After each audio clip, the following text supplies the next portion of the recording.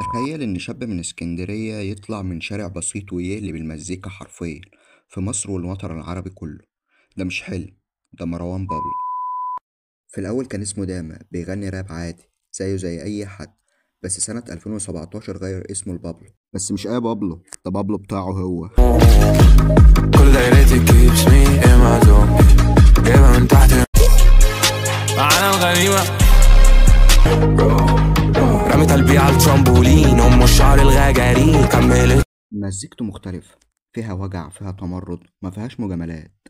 مش أي حد يسمع بابلو، بس الفانز بتوعه مبهورين بيه.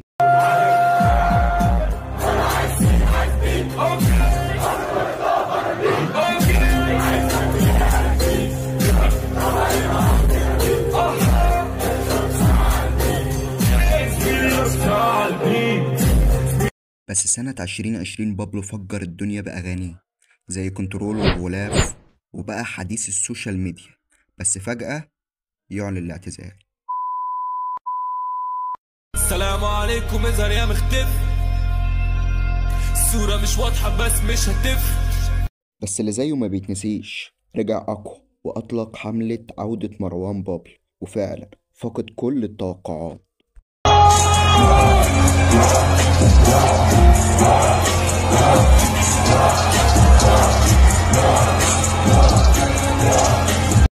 بابلو مش بس رابر، بابلو ظاهرة.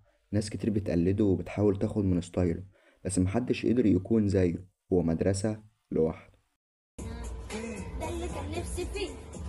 سهلة؟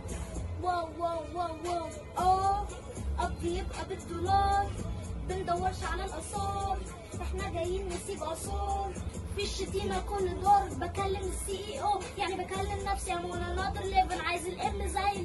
ده كان مروان بابلو اللي انا شخصيا بعشقه. ما تنساش بقى تقول لي ايه رايك في الكومنتات، وايه رايك في مروان بابلو، وخليك جدع واعمل بقى لايك واشتراك. وبالنسبه للي بيقارنوا ما بين بابلو ويجز، هقول لكم حاجه.